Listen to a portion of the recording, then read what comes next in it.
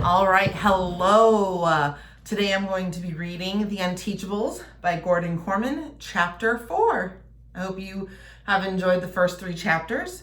If you haven't figured out the structure, we're getting a little piece of the story from different members of the Unteachables classroom. So hopefully you're picking up who we're reading as we go. Today is chapter 4, and it's told by Aldo Braff. All right. The first time I saw Kiana, I knew she was going to be a pain in my neck. It was the first day of school, the marshmallow roast. She was the new girl, so I was nice. I took a pencil, spared a marshmallow, and made room for her around the fire. I'll talk about rude. She refused to take it because it was unsanitary. That's the last time I try to be a gentleman. You know those bossy types who think they know everything? That's Kiana. One time, I'm in the cafeteria when she comes up to me and tells me to stop kicking the candy machine. If I'm kicking the candy machine, I'm doing it for a very good reason. Who put her in charge of the world?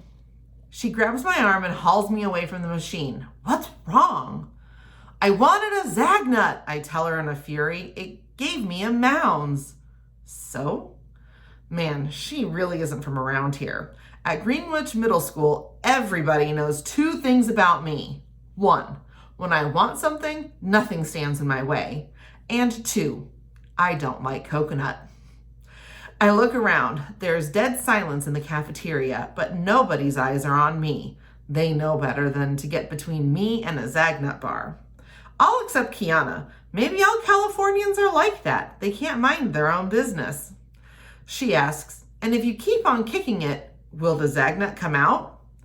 Maybe, I say stubbornly. She shrugs.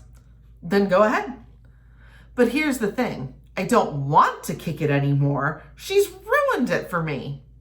The worst part is she's in SCS 8, so I can never get away from her. We spend the whole day in room 117, except for lunch in the cafeteria and phys ed, which is in the gym with a couple of other classes. The only surefire place to avoid her is the boys' room. She hasn't followed me in there so far. Our teacher, Mr. Kermit, is probably in his 50s, but looks about 900. Actually, he looks like he's dead already, hunched over his desk, his eyes half closed. He never moves a muscle. It's hard to tell if he's even breathing. I'm amazed he isn't swinging from the light fixture for all the coffee the guy drinks. Mostly, he's working on a really complicated crossword puzzle. He hates my guts. At least I think he does. All the teachers in this dump have it out for me, so why would he be any different? He's dumb, too. He doesn't even realize that what we all call... Sometimes reading is hard. He's dumb, too. He doesn't even realize that we all call him Ribbit. There's this nut job in our class, Mateo Hendrickson. He pointed out that the only Kermit he's ever heard of was Kermit the Frog. Turns out Mateo's a fan of the Muppets, not just Star Trek, Star Wars, Harry Potter, Halo, and every comic book ever printed. Anyway, a nickname was born. Every morning when the teacher walks in, late as usual, we start ribbiting. Ribbit. Ribbit. Ribbit. Mr. Kermit doesn't even notice. Either that or he thinks it's a compliment. As a teacher, he stinks. Not that I've had any good ones. He never gives lessons. In fact, he hardly ever speaks out loud. He just passes around these stupid worksheets all day long. Boring doesn't even begin to describe it. With a normal teacher, if you don't do the work, you get in trouble. Not Ribbit. He acts like he couldn't care less if we do his worksheets or not. I've turned in every assignment and he's never graded a single one or handed it back, Kiana complains. What's he doing with them? Maybe he's eating them, I suggest. He's weird enough. She rolls her eyes at me. She's annoying, but it's not like the other kids in SCS 8 aren't any better. There's Parker Elias, who has to be the dumbest person in the whole school. Remember the kid in first grade who, when he got picked to read aloud, everyone else wanted to drink bleach? Well, Parker still reads that way today. one word at a time at the speed of molasses, sounding out every letter. This is the idiot they give a special driver's license to. No one is safe. There's Barnstorm Anderson, super jock. Super jerk would be more like it, but I guess he's both. He's an unstoppable running back, an amazing point guard, and a lights-out pitcher, which is why the school gives him an automatic get-out-of-jail-free card. That makes me mad. Why should scoring touchdowns mean you get special treatment? But here's the thing. Last spring, Barnstorm blew out his knee. He's on crutches now, banned from sports for a whole year. And by that time, he won't be in middle school anymore, so all the teachers have suddenly started to notice that the last time he turned in a homework assignment was never. That's the kind of person who lands in our class. Like Elaine Ostrover, who sits in the back row. She has to be 6'2" and is solid as an oak tree. She hardly ever opens her mouth, but when she does, her voice comes out in a low rumble, like a subwoofer.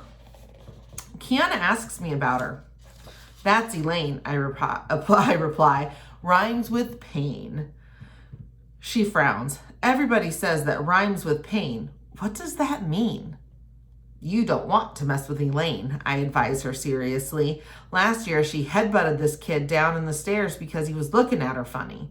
Wiped out like 15 people. The line outside the nurse's office stretched halfway to the cafeteria. If that's not pain, I don't know what is. Kiana checks out Elaine's head, which looks like one of those giant statues on that island from the cover of our world geography textbook. She has to register her head as a deadly weapon with the FBI, I put in. Kiana skewers me with a sharp glance, so I say, well, not really. But she definitely tore the door off one of the bathroom stalls and used it to crush the laminating machine, I add. I mean, I wasn't there, but everybody knows it. You're scared of her, Kiana decides. I'm not scared. I can handle Elaine. Rhymes with pain. If you don't say the full name, it increases your chances of being the next victim. I just don't want to get in trouble for fighting, that's all. She nods, because you're the big expert at not getting in trouble. By the time I realize that I'm mad at her for saying that, she's on the other side of the room, and the chance to yell at her is lost forever. Raheem Barclay is supposed to be this amazing artist, although all I've ever seen him do is doodle. I guess his doodles are pretty good if you're into that kind of thing. He drew one of Ribbit that's a dead ringer for our teacher. The sunken cheeks and dark circles around the eyes, just the right amount of gray in the thinning hair. Raheem blew one part of it. He drew the coffee mug too big, almost the size of a trash barrel. Maybe that's how he ended up in SCS 8. Which isn't exactly for geniuses. It doesn't help that Raheem's stepdad is in a rock band. They practice all night, so Raheem sleeps most of the day. One day, Mateo welcomes me to class with a whole story in this deep, throaty gibberish that sounds a lot like he's trying to spit out a bug he swallowed by mistake. I don't appreciate being messed with, especially when I'm not even sure how I'm being messed with. What did you say? I demand. It's a Klingon greeting, Mateo explains cheerfully. It means, may you die well. My eyes widen. You want me to die? The Klingons are a warlike race, Mateo says quickly. Dying in battle is an honor. They love that. But I don't. From now on, if you've got anything to say to me, say it in English, not some phony language. Klingon is not phony, Mateo cuts me off, outraged. It may have started out on Star Trek, but it's turned into a legitimate language with a dictionary and an alphabet. There are even regional accents depending on which part of the Klingon home world you come from. In the South, for example, he keeps talking, lecturing, clueless that my blood is boiling, and the other kids are laughing like it's a big joke and that this little creep is making fun of me. What's the matter with you? I shout at them. Doesn't anybody have my back? Kiana steps forward, struggling to keep a straight face. She reaches for my arm. Aldo. That's the last straw that this California girl who isn't even from around here thinks I'm the entertainment. A soupy fog swirls around my head, tinged with orange, until I can actually feel heat from it. I've got to get out of here before I explode, leaving bone fragments and bits of skin all over the walls of room 117. I hate this class! I pick up my backpack and hurl it through the open door, just as Mr. Kermit walks into the room. The heavy bag misses his head by about 1/4 of an inch. At that point, I'm so mad I don't even care. I'm in my white-hot haze. It would make no difference to me if the backpack knocks the teacher's block off and I get suspended, expelled, and banished from the town. I do notice, through my rage, that Ribbit doesn't flinch, not even when I storm past him, slamming the door behind me hard enough to raise the school off its foundation. And just like that, I'm alone in the hallway, barely sure how I even got there. I slam my fist into a locker. It hurts, but I hope it hurts the locker even more. The locker is attached to the wall, and the wall's part of the school, and it's the school's fault that I'm so mad. I hit it a few more times, with an open hand because it hurts a bit less. I don't feel better, exactly. It's more like every blow lets off a little more steam so the pressure inside my head goes down. I'm still ticked off, but I can live with it. I slump against the lockers, breathing hard. The guidance counselors say I have anger management problems. They don't know what they're talking about. I managed to get angry better than anybody else in the whole school. No problem. The door of room 115 opens and this lady walks up to me. At first, I think she could be another 8th grader. That's how young she looks. But no, she's definitely an adult. And by the way she takes hold of my wrist, gentle, but with authority, screams, "Teacher." I've never seen her before, so she must be new. Come with me. She knocks on the door of SCS 8. Mr. Kermit? I shoulder my backpack and stand behind her. We wait at the door, but there's no answer. He's probably in the middle of a puzzle, I offer in a subdued voice. Puzzle? She echoes. Like a crossword. Ribbit, Mr. Kermit, is really into them. She knocks again, then opens the door. It sticks a little, and she has to put her shoulder into it. I guess I slammed it really hard. She leads me inside. Kiana is looking right at me. I feel myself starting to get mad again, but only for a second. It doesn't usually happen twice in a row. Mr. Kermit, I'm Emma Fountain. The woman introduces herself. I have the class next door. So far this year, not a single thing has gotten a reaction out of Ribbit. That streak ends here. The puzzle forgotten, he rises to his feet really slowly, never taking his eyes off her. They're practically bugging out of his head. He blurts, I'd know you anywhere. She smiles, which makes her seem even younger. Mom said to tell you hi, but that's not why I'm here. She indicates me. Is this your student? Mr. Kermit looks blank. It hits me. He doesn't have a clue, even though I nearly took his head off with my backpack 90 seconds ago. My own teacher doesn't know me from Jack the Ripper. Of course it's your student, Kiana pipes up. It's Aldo. Well, he's making a lot of noise in the hall, Miss Fountain announces. That's not being a bucket filler. Mr. Kermit goggles. Oh, a what? A bucket filler is someone loving and caring who fills other people's invisible buckets with good wishes and positive reinforcement that makes them feel special. She regards Aldo disapprovingly.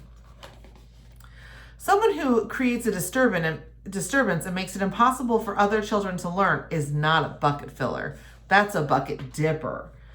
Suddenly, I realize what she's talking about. It's from this picture book that's supposed to teach little kids to be nice to each other. It's really big in about 1st grade.